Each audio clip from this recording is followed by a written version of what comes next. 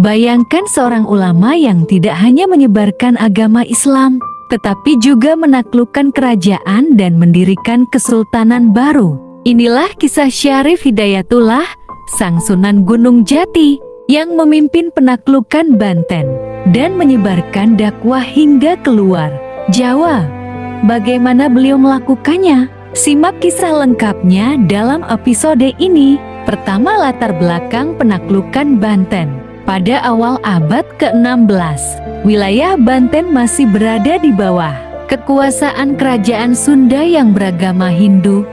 Namun, dengan meningkatnya pengaruh Islam di pesisir utara Jawa, Sunan Gunung Jati melihat peluang untuk menyebarkan Islam ke wilayah barat Pulau Jawa.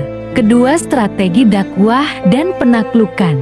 Sunan Gunung Jati tidak hanya mengandalkan kekuatan militer, tetapi juga pendekatan dakwah yang damai. Beliau menjalin hubungan dengan tokoh-tokoh lokal dan menyebarkan ajaran Islam melalui pendidikan dan perdagangan. Ketiga, penaklukan Banten Girang pada tahun 1526 dengan dukungan Kesultanan Demak. Sunan Gunung Jati memimpin pasukan untuk menaklukkan Banten Girang, ibu kota kerajaan Sunda di wilayah Banten. Penaklukan ini dilakukan dengan minimnya pertumpahan darah karena banyak penduduk yang menerima Islam secara sukarela. Keempat, pendirian Kesultanan Banten.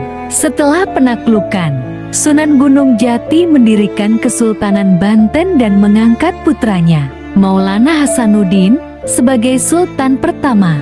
Kesultanan ini menjadi pusat penyebaran Islam di wilayah barat Jawa dan berkembang pesat dalam bidang perdagangan. Kelima, dakwah keluar Jawa. Sunan Gunung Jati tidak berhenti di Banten. Beliau melanjutkan dakwahnya keluar Jawa, termasuk ke Palembang, Pasai, dan bahkan hingga ke negeri Cina. Pendekatan dakwah yang damai dan toleran membuat ajaran Islam diterima dengan baik di berbagai wilayah. Keenam, warisan Sunan Gunung Jati.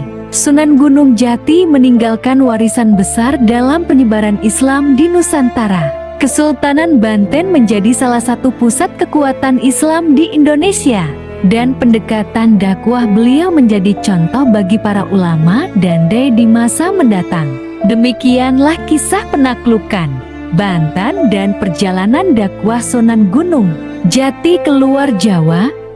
Sebuah perjalanan yang penuh hikmah dan inspirasi. Jangan lupa untuk like, komen,